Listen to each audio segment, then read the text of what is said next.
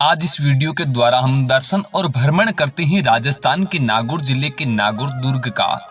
जी हाँ, नागौर जिले के नागौर दुर्ग का रंग रंगीला राजस्थान अपनी नायाब खूबसूरती व रजवाड़ी शान के प्रतीक किलों और महलों के कारण सदा से ही पर्यटकों के आकर्षण का प्रमुख केंद्र रहा है।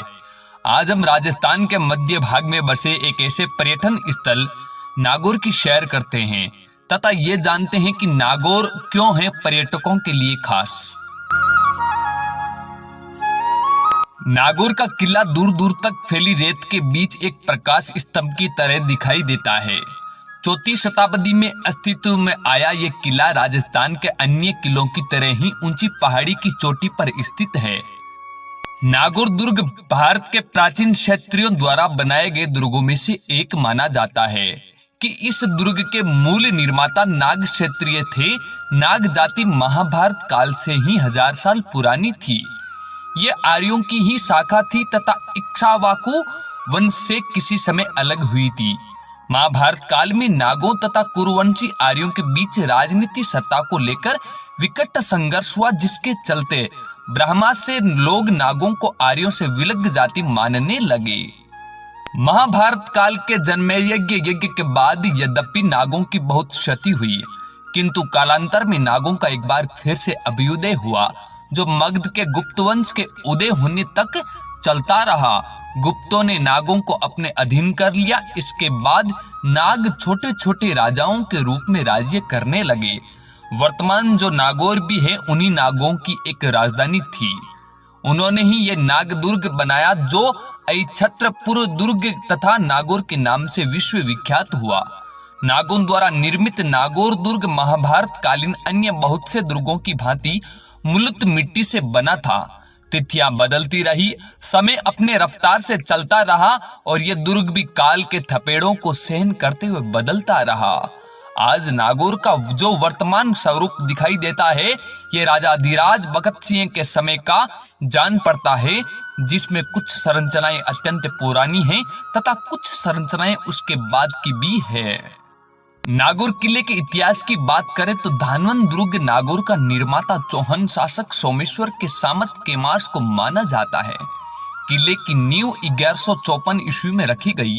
किले का परकोटा लगभग 5000 फीट लंबा है तथा इसकी प्राचीर में 28 विशाल बुर्जें बनी हुई हैं।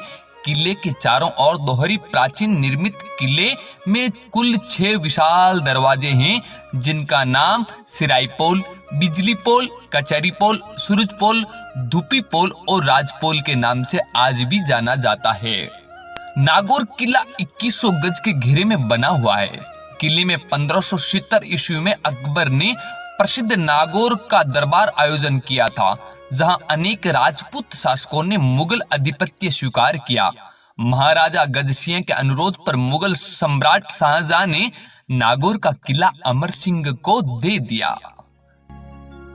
नागौर किले के साथ नागौर की सुंदरता की बात करें तो यहाँ के पुराने किलों व छतरियां आज भी मौजूद हैं, जिसकी उत्कृष्ट उदाहरण हमें नागौर में प्रवेश करते समय देखने को से उदाहरण मिलती है। इस नगरी में जैसे ही हम प्रवेश करते हैं तो 3 मुख्य द्वार आते हैं, जिनका नाम कुछ क्रम से ऐसे दिल्ली द्वार, त्रिपोलिया द्वार और नकाश द्वार।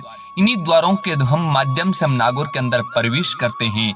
नागौर व उसके आसपास के पर्यटन स्थलों में प्रमुख नागौर का किला, तारकिन की दरगाह, वीर अमर सिंह राठौड़ की छतरी, मीराबाई की जन्मस्थली मेड़ता, खियूसर किला, मारवाड़ मुंडवा का लाखोलाव तालाब व कुचामन किला आज भी प्रसिद्ध है। किले की बात करें तो किले के भीतर भी छोटे बड़े सुंदर महल, छतरियां जो हमें राजस्थान की गौरवशाली इतिहास में खींच ले जाते हैं। किले के भीतर 3 सुंदर पैलेस है, हाडी रानी महल, शीश महल और बादल महल, जो अपने सुंदर भित्ति चित्रों के कारण विश्व भर में प्रसिद्ध है। इनके समीप ही एक मस्जिद है, जिसे मुगल शासक अकबर ने बनवाया था। नागौर की बात करें तो यहाँ पर सूफी संत मोइनुद्दीन चिश्ती की एक दरगाह भी है, जिसे आज भी लोग दर्शन करने के लिए आते हैं। इसी के साथ ही किले के भीतर राजपूताना शैली में बनी हुई सैनिकों की सुंदर छतरियां भी आज भी दर्शनीय स्थल बनी हुई है। नागौर का मुख्य आकर्षण का यहाँ का पशु मेला रहा है। जी हाँ, नागौर का पशु मेला जो कि विश्व भर में प्रसिद्ध है। इस मेले में होने वाली विशेष रूप से ऊंट की दौड़, कठपुतली का खेल, राजस्थानी नृत्य आदि भी पर्यटकों के लिए आकर्षण का प्रमुख केंद्र होते हैं। इस मेले में खास तौर पर ऊंट, घोड़े, भेड़, गाय आदि पशुओं का क्रय और विक्रय होता है। साथ ही विश्व भर में प्रसिद्ध नागौर के बैल जो किसी परिचय का मोहताज नहीं, क्योंकि जो नागौर आएगा वो नागौरी बैल को जरूर देखेगा। साथ ही नागौर की सुप्रसिद्ध मेथी जो आज भी संपूर्ण विश्व में नागौर से जाती है और लोग पसंद करते हैं इस मेथी को।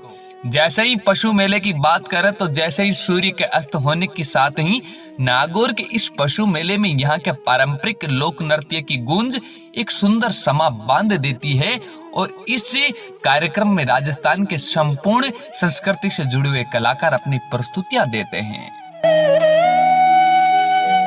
नागौर का किला और नागौर की सुंदरता की बात करें तो साथ में आपको बता देता हूं कि नागौर है विभूतियों की भूमि। जी हां, नागौर है विभूतियों की भूमि। मारवाड़ का नागौर एक ऐसा क्षेत्र है जो कई ऐसी विभूतियों को जन्म स्थली है जिन्होंने पूरी दुनिया में मारवाड़ की माटी का नाम रोशन किया। डिंगड़ और पिंगड़ भाषा में कई ग्रंथों की रचना करने वाले सुप्रसिद्ध कवि वृंद का जन्म भी नागौर की भूमि मेड़ता सिटी रही है। मेड़ता कृष्ण भक्ति मीराबाई की जन्मस्थली भी है। अकबर के 9 रत्नों में से अबुल फैज और अबुल फजल दोनों भाइयों का जन्म स्थली भी नागौर ही है। यही नहीं, अकबर के दरबारी बुद्धिमान बीरबल भी नागौर जिले के ही रहने वाले थे। अब आपके मन में आ रहा है कि जिस माटी का इतना सुंदर व्याख्यान हो रहा है तो आखिर हम इस नागौर तक कैसे पहुंचे? तो बताना चाहूंगा, भारत की राजधानी नई दिल्ली है और नई दिल्ली के समीप है राजस्थान, खूबसूरत राज्य है। जहाँ की बखान करें कि सियाड़े खाटू भलीर उनाड़ो अजमेर, सियाड़े खाटू भलीर उनाड़ो अजमेर, अरे नागाणो नितरो भलोर सावण बीकानेर। जी हाँ, राजस्थान की राजधानी जयपुर है, जहाँ की धरती है कला की धरती, शौर्य की धरती, वीरों की धरती, दानवीरों की धरती। राजस्थान पहुंचने के बाद आप किसी भी साधन से नागौर आ सकते हैं। हवाई मार्ग से, रेल मार्ग से, बस सेवा से सभी प्रकार की वाहन सुविधा उपलब्ध है नागौर पहुंचने के लिए।